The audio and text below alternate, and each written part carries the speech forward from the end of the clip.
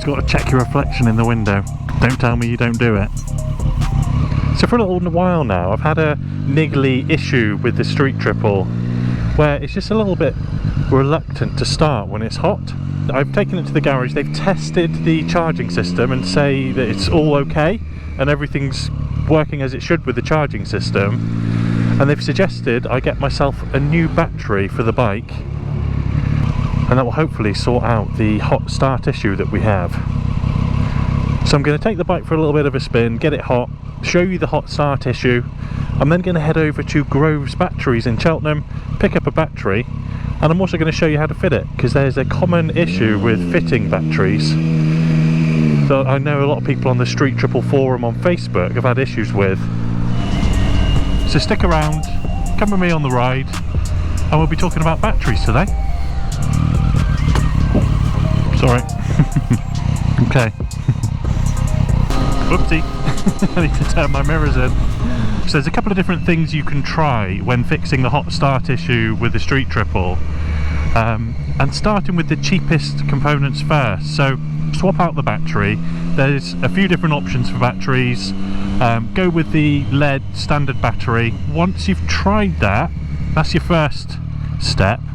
The second step is these bikes have a pretty common issue with the regulator rectifier, or reg rec, where they overheat, all the cables start looking pretty nasty and going brown and discoloured, and that is a slightly or significantly more expensive component to fix. So start with the battery, that's what I'm doing. If that doesn't work, then we can look into changing the regulator rectifier, or reg rec. So we're going to take the bike on a little bit of a spin through a few twisties between Cheltenham and Churchdown. I've never actually had a situation where the bike doesn't start completely. It's always started.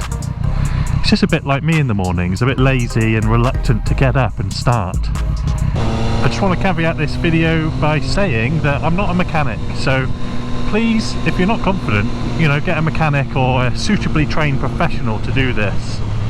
However, changing batteries is fairly easy. I was chatting to my mechanic the other day, and it's worth mentioning that he said to me these street triples, and I imagine the Daytonas as well, are very sensitive to voltages. So if your voltage is just slightly out, it can have a real impact on the, you know, the starter motor and some of the electronics. So keep your batteries in good condition.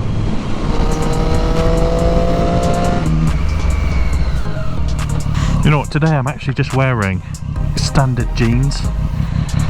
These aren't Kevlar jeans. And it's actually really nice to have the cool airflow over my legs. Not the safest, but it's only a little ride I'm going on today. So I've got my jacket, gloves, helmet and Dainese York Air boots, which I love. But I thought I would just take the risk on the standard jeans, and I'm actually really enjoying the airflow.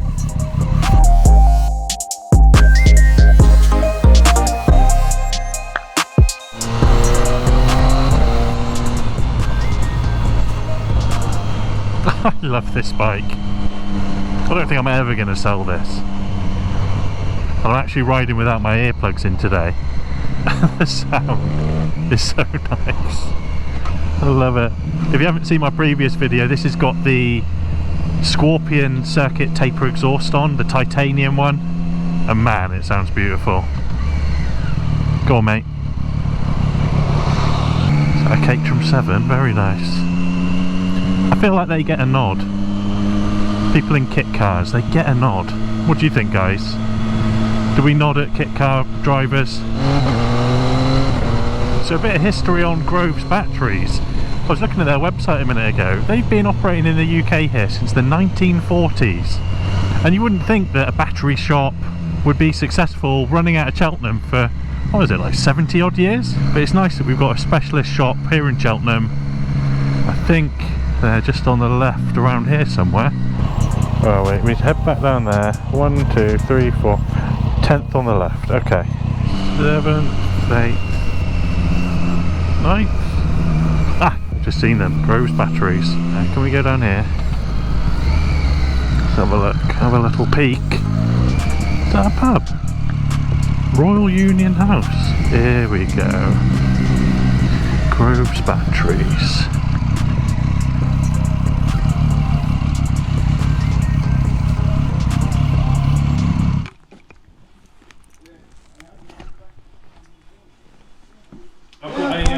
I've got a click and collect. Oh, click and collect, yeah.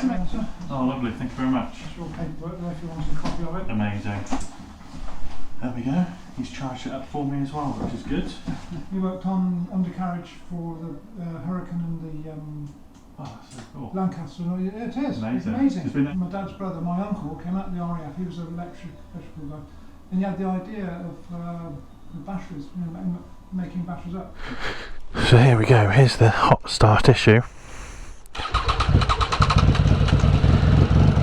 It's just a little bit reluctant to start. So right, let's get back to the garage and fit the battery. So now we're going to fit the new battery. We've got ourselves a Yuasa YTX9BS, and this is the battery recommended by my garage. We're going to whip the old battery out, put in the new battery, and then take it for a spin and see if we fix the hot start issue.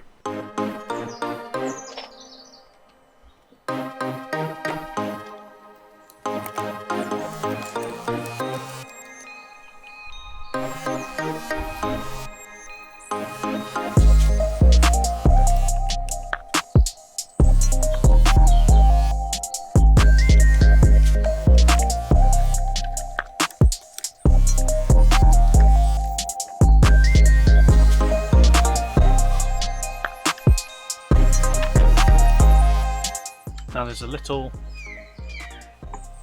bracket under here, and it's a bit tricky to get off. I just use a screwdriver to lever it out. It's kind of a little ring on a hook that you just need to fiddle with, and then this battery comes out, like so. So now we've got the new battery, we're just going to fit it. An important thing to remember is the orientation of the battery. Now I know the first time I refitted a battery on this, I put it in this orientation here, and then when I went to put the seat back on, I connected it all up and the seat didn't want to close. So just keep in mind that the battery needs to be refitted in this orientation with the terminals pointing towards the back and the battery is effectively led down on its side.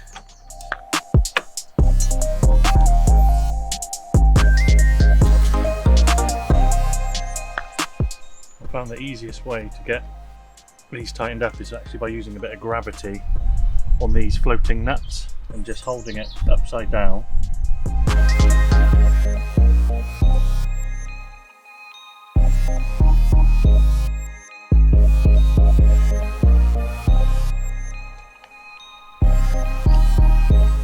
Nice and tight.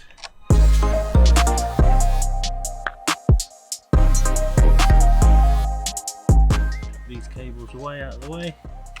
This is the trickiest bit. There we go. That's in. Nice and secure. Now let's make sure the bike starts.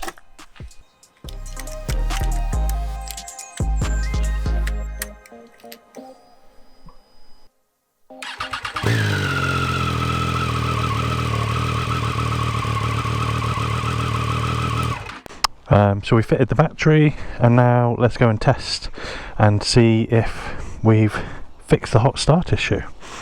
So to test the issue, I'm just going to get the bike reasonably hot. These bikes run a bit hot anyway. And then I'm going to pull over and I'm going to start the bike and see if it has that reluctance to start.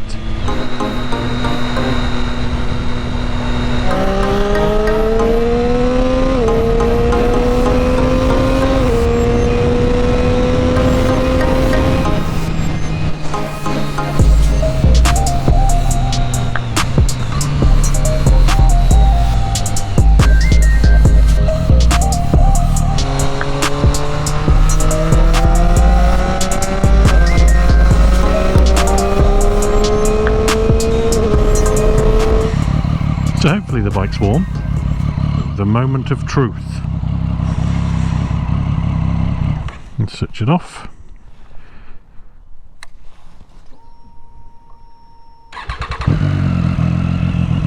Perfect, fixed.